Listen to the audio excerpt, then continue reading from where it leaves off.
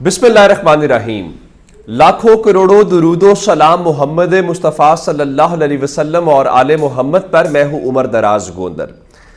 میاں نواز شریف ابھی مجھے کیوں نکالا کی گردان سے نہیں نکلے تھے کہ ان کو پاکستان بلا کے روزانہ کی بنیاد کے اوپر ان کے ساتھ جو ہو رہا ہے، اب پتہ نہیں اب وہ کیا بیانیہ بنائیں گے۔ اب اگلی خبر سن لیجئے۔ ایک تو رات کو فیصل وابڈا نے ٹی وی کے اوپر بیٹھ کے بتا دیا ہے کہ نواز شریف جو ہے اس ریس میں چوتھے نمبر کے اوپر آئیں گے۔ اچھا، گراؤنڈ کے اوپر تو ہمیں پتہ ہے، میرا خیال ہے فیصل وابڈا نے بھی مہربانی کی ہے، چوتھا نمبر بتایا، ورنہ تو جو گراؤنڈ کی صورتحال ہے وہ بالکل یکسر مختلف ہے۔ اب فیصل وابڈا کون ہے، فیصل وابڈا کس کا پیغام لے کے آتا ہے، اور فیصل وابڈا ٹی وی کے اوپر کیوں ہوتا ہے، کیوں خبریں دینے کے لیے ٹی وی پہ اس کو بھیجا جاتا ہے، یہ میرے میں اتنی ہمت یا سخت نہیں ہے کہ میں اس کے اوپر بات کر سکوں۔ اگر آپ کو اندازہ ہو تو آپ ضرور بتائیے گا کہ فیصل وابڈا کس کا بندہ ہے اور فیصل وابڈا کو ٹی وی پہ کیوں بٹھایا جاتا ہے۔ اور فیصل وابڈا اگر کہہ رہا ہے کہ نواز شریف چوتھے نمبر کے اوپر آئیں گے تو پھر آپ اندازہ کر لیجئے کہ صورتحال بنے گی کیا۔ لیکن اب میاں نواز شریف تو گئے، جو میں کہہ رہا ہوں کہ ان کا سامان تو ہو گیا پیک۔ کیسے؟ میاں نواز شریف کو جب 1985 کے اندر لانچ کیا گیا تھا، اس وقت بھی جب ملک میں الیکشنز والا چکر چلانا تھا تو جو ریٹرننگ اور ڈسٹرکٹ ریٹرننگ افسران تھے وہ بیوروکریسی میں سے لیے گئے تھے، کیونکہ ان کو کنٹرول کرنا آسان ہوتا ہے، ان کی پروموشنز، ان کی پوسٹنگز، ان کی ٹرانسفرز گورنمنٹ کے ہاتھ میں ہوتی ہیں۔ اب جب نواز شریف پروجیکٹ کو ری لانچ کیا جا رہا ہے تو اب ایک بار پھر جو آپ کے ڈی سیز ہیں، جو اے سیز ہیں، ان کو الیکشن کے اندر ذمہ داریاں دی گئیں اور کہا گیا یہ اس بار ڈسٹرکٹ ریٹرننگ افسران کے فرائض سر انجام دیں گے، اور ساتھ ہی الیکشن کمیشن آف پاکستان نے ٹریننگ شروع کر دی۔ پاکستان تحریک انصاف نے لاہور ہائی کورٹ کو اپروچ کیا اور اس سے پہلے پشاور ہائی کورٹ کو بھی اپروچ کیا کہ دیکھیے یہ آپ بیوروکریسی سے مت لیں، آپ عدلیہ سے لیں۔ اچھا، ویسے میں ذاتی طور پہ یہ سمجھتا ہوں کہ عدلیہ سے ہوں یا بیوروکریسی سے ہوں کوئی فرق نہیں پڑتا۔ اب آپ کہیں گے کہ میں یہ بات کیوں کہہ رہا ہوں؟ اگر سپریم کورٹ کا جج سٹینڈ نہیں لے سکتا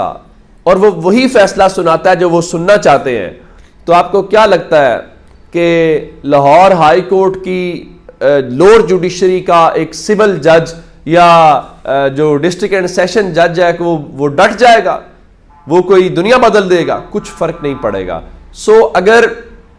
جوڈیشری سے ہوں تو بھی وہی کرنا ہے جو انہوں نے چاہنا ہے۔ کیا جوڈیشری کے ہونے سے پہلے کہ پاکستان کے پہلے جو الیکشنز ہوتے ہیں وہ بڑے صاف شفاف الیکشن ہو جاتے ہیں، اور پھر اگر وہ انتظامیہ سے ہوں تو بھی وہی کچھ ہونا ہے، تو اس سے کوئی فرق جو ہے وہ ہمیں پڑتا ہوا دکھائی نہیں دیتا۔ لیکن اس کے باوجود پاکستان تحریک انصاف نے لاہور ہائی کورٹ سے رجوع کیا اور جسٹس باقر نجفی نے جو مہر لگائی ہے، جو نواز شریف کی بنیادی طور پہ جانے کی ایک مہر سمجھیے، وہ یہ ہے کہ وہ جو نوٹیفیکیشن جاری کیا گیا تھا جس میں ڈسٹرکٹ ریٹرننگ افسران اور ریٹرننگ افسران والا تھا، اس کو اب لاہور ہائی کورٹ نے معطل کر دیا ہے، اور اگر وہ معطل ہو گیا ہے تو اب اگلا اس سے نیا کھڑاک ہے، اور وہ قاضی فائز عیسیٰ کے لیے کھلا چیلنج ہوگا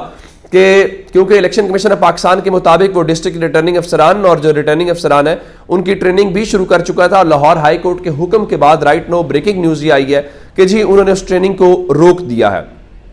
تو اگر وہ نوٹیفیکیشن معطل ہو گیا ہے تو اس کا مطلب یہ ہے کہ اب وہ الیکشن شیڈیول بھی جاری نہیں کریں گے۔ گو کہ آج صالح ظافر نے جنگ اور دی نیوز کے اندر اپنی خبر بریک کی ہے، اور ان کے مطابق الیکشن کمیشن جو ہے وہ 17 دسمبر اتوار کو اسلام آباد میں اگلے سال 8 فروری کو ہونے والے الیکشنز کا جو شیڈیول ہے وہ جاری کر دے گا۔ اب معلوم نہیں ہے کہ الیکشن شیڈیول تو آپ کا جاری ہو جانا چاہیے تھا جمعے ہفتے تک، لیکن چلیے اگر وہ اتوار تک جاری کرنے کا ارادہ رکھتے ہیں تو اب اس چیز کو شاید وہ بہانہ بنا لیں۔ تو جسٹس باقر نجفی نے یہ کہا ہے کہ ایک تو تحریک انصاف کو لیول پلینگ فیلڈ میسر نہیں ہے، اور ان کے مطابق تمام سیاسی جماعتوں کو لیول پلینگ فیلڈ جو ہے وہ میسر ہونی چاہیے، اور اس سلسلے میں انہوں نے لارجر بینچ تشکیل دینے کی جو ہے وہ تجویز دی ہے، یہ سفارش کی ہے، اور اس کے ساتھ انہوں نے فائل جو ہے وہ چیف جسٹس کو بھجوا دی ہے،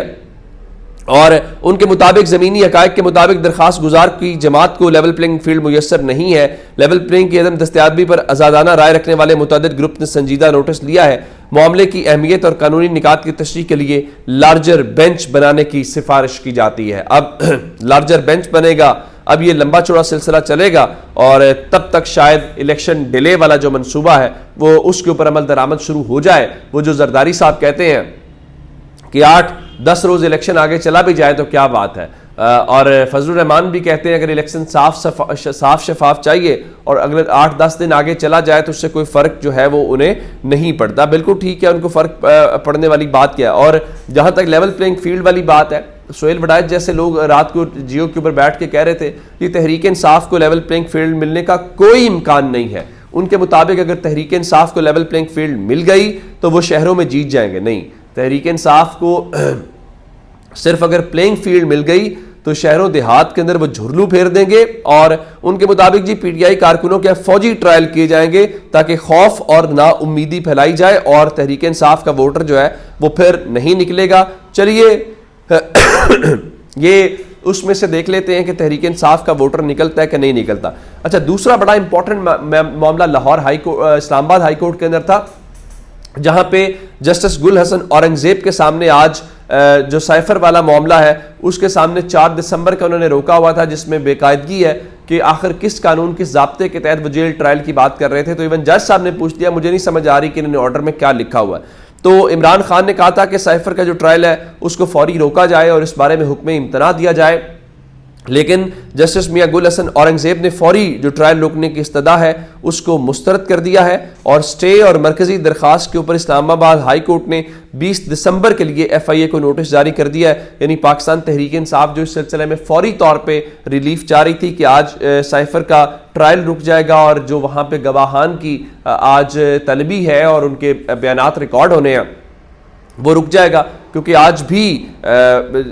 آج جیل کے اندر جو ہے وہ سائفر والی سماعت ہوگی, لیکن اس کے اوپر کسی قسم کی کوئی آج پیش رفت نہیں ہو سکی. اچھا, دوسرا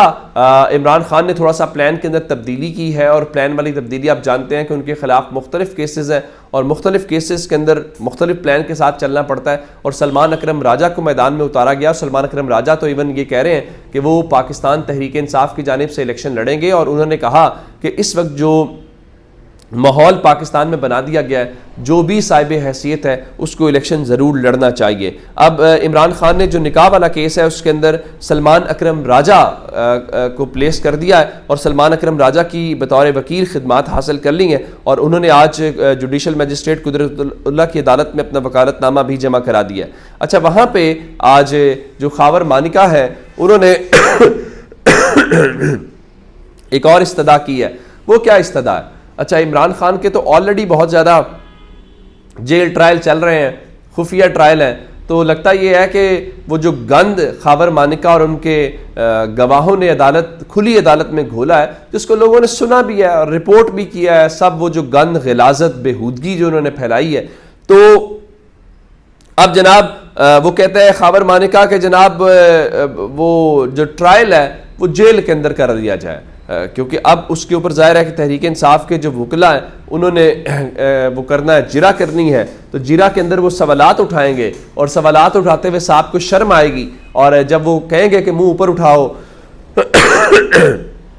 اور بتاؤ کہ اگر تم الزام لگا رہے ہو کہ تمہاری بیوی جو ہے وہ عمران خان کے ساتھ اس وقت ناجائز تعلقات تھے, تو تم اتنے غیرت مند تھے, تم کہاں تھے, کیا کرتے تھے, بیٹھ کے دیکھتے تھے کہ تمہاری بیوی کیا کر رہی ہے یا عمران خان کیا کر رہے ہیں. تو جب اس قسم کے بہت سارے سوالات ہوں گے تو ظاہر ہے اس وقت پھر شرم تو آئے گی, لیکن جب انسان بے شرم اور بے حیائی کی حدود کراس کر دے تو پھر اس کو فرق نہیں پڑتا. میرا نہیں خیال کہ اس کو کوئی ان چیزوں سے فرق پڑتا ہے, لیکن اب اس کو لگ رہا ہے کہ جیل میں ہوگا تو ذرا میڈیا سے اور لوگوں سے بچ جائے گا. چلیں دیکھ لیتے ہیں. اپنا بہت سا خیال رکھیے گا. خدا حافظ.